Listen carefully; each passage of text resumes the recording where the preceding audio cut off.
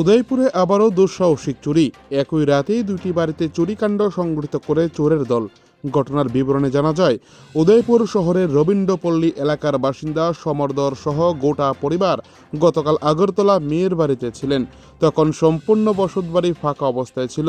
সেই সুযোগকে কাজে লাগিয়ে চোরেরা চুরিকাণ্ড সংঘটিত করে ঘরের সমস্ত আসবাবপত্র লণ্ডভণ্ড করা হয়। সমরদরের এক নিকট আত্মীয় সংবাদ মাধ্যমকে জানান, আজ সকালে এই ঘটনা তারা পরিলক্ষিত করেন। সাথে সাথেই খবর দেওয়া হয় স্থানীয় থানায়। পুলিশ ঘটনাস্থলে ছুটে আসে এবং তদন্ত শুরু করেছে। বাড়ির মালিক উপস্থিত না থাকার ফলে সঠিকভাবে পুলিশ জানাতে পারছে না এখনও পর্যন্ত কি চুরি হয়েছে ঘর থেকে। অন্যদিকে একই এলাকার বাসিন্দা ভাস্কর দাসের বাড়িতেও চুরিকাণ্ড সংঘটিত হয়। জানা যায়, ভাস্কর দাস গতকাল আগরতলায় ছিলেন। একই পদ্ধতিতে চুরিকাণ্ড সংঘটিত হয় এলাকায়।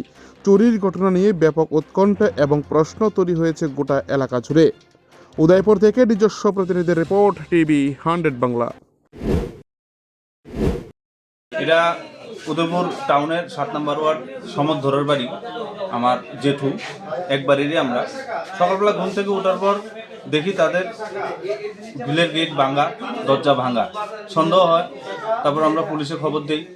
পুলিশ বর্তমানে এসছে। আসার পর আমরা ওদের সাথে ঘরে ঢুকলাম। ঢুকে দেখলাম যে তাদের তিনটা গডরেজের লকার ভাঙা এবং দুটো পুরনো আলমারি, এগুলোর মধ্যে টাকা পয়সা ছিল। স্বর্ণালঙ্কারের ব্যাগ ট্যাগ সব খালি। ঠাকুর ঘরে কিছু টাকা থাকে তাদের, ঠাকুর ঘরের যে জায়গাতে টাকা থাকে এই ঘরও ভাঙা এবং ভিতরে টাকা পয়সা কিছু নেই। এবং পুরোটা ঘর, দুটো রুম সম্পূর্ণ উলট পালট করে তারা সমস্ত কিছু অনেকটা সময় নিয়ে চুরিটা করেছে। সম্ভবত রাত 12টা-1টার দিকে হতে পারে, গভীর রাত্রে। কেউ নেই বাড়িতে, তারা থাকে না। কারণ আমরা তারা বাড়িতে থাকে, কিন্তু আগরতলাতে তারা আজকে সপ্তাহখানিক হবে বেড়াতে গেছে। বাড়ির মালিকের নাম কি? সমর্থন। কি নিছে? এখন তো স্বর্ণালঙ্কার তারা তো বাড়িতে নাই। আমি তাদের সাথে এটা কি কোথাও কি পুলিশি যে গাফিলতি আছে রাতের কোনো টহলদারি নিয়ে? না, এরকম কোনো গাফিলতি নেই। আমাদের এখানে চুরি হয়ই না। আচ্ছা। বিগত 20-21 বছর আগে একবার চুরি হয়েছিল। 20 বছর ধরে আর রবীন্দ্রপল্লীতে চুরির কোনো ঘটনা ঘটেনি। আজকে আমাদের এলাকাতে শুনলাম 3টি বাড়িতে হয়েছে। আমার বাড়িতে একটা, আর বাকি আরো এলাকাতে আরো 2টো বাড়িতে।